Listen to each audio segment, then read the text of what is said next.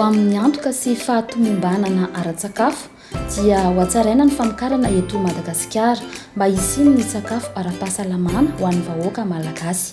Araka izany, ho ampiroboroboina ny rotsim-piarina eo amin'ny famokarana, miaingana amin'ny fomba famokarana ara-pambolena, ny fanodinana anatiny ary ny famarotana ny vokatra sakafo. Dingana lehibe hirosoana amin'ny fanjarian-tsakafo izany. Manana tahapambolena matanjaka i Madagasikara kanefa tsy hita taratra amin'ny kalitaon'ny sakafo ho an'ny mponina izany. Mbola olana lehibe tokoa ankehitriny ny tsy fanjarian-tsakafo eto amin'ny firenena. Eo ihany koa ny tsy fahatomombanana ara-tsakafo na kalitao izany na abetsahana. Noho izany, zava-dehibe ny famolavolana paikady nasionaly ho fampiroboroboana ny rotsim-piarina manana fiantraikany amin'ny sakafo ara-pahasalamana. Stratégie nationale, chaîne de valeur sensible à la nutrition moa no tena ho validena androany, chaîne de valeur agricole.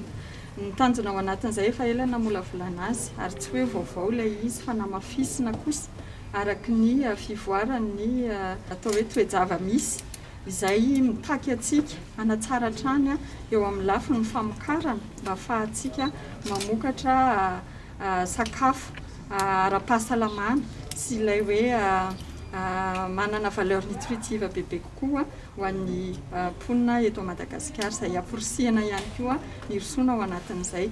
Nahoana moa no atsarainy izay fomba fiasa izay satria raha araky ny nampatsahivina teo hoe raha ny fivoaran'ny toetrandro ny fiovaovan'ny toetrandro izay misy fiantraikany eo amin'ny lafin'ny fambolena sy ny fiompiana, misy ihany koa ny anara-pahasalamana ny Covid-19 izay niatrehantsika teo izay miteraka nahatifahantsika mahatsapa fa ny famokarana eto anatiny ihany no vahaolana ahafahantsika miatrika an'ireny choc externe ireny ary izay zavatra izay no mahatonga hoe atsaraina bebe kokoa ihany koa ny famokarana mba hisiny izay atao hoe fahamaroana sakafo mitondra any amin'izay fahatsarana fahasalamana ho an'ny vahoaka izay ary mitondra ireo valeur nutritive ilaina rehetra.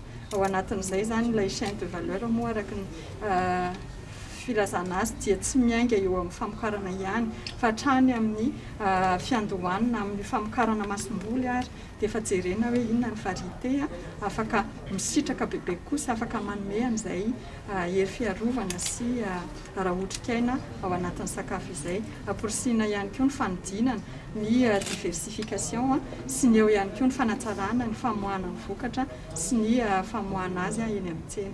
Ny 15 aprily 2024 no nanaovana ny atrikasa fankatoavana anio paikady nasionaly izay apetraka io izay marina fa fiaramentany mpisehatra rehetra ao anatin'ny rotsim-piarina famokarana. Niarahan'ny Ministeran'ny Fambolena sy ny Fiompiana niaraka tamin'ny FAO sy ny ONN.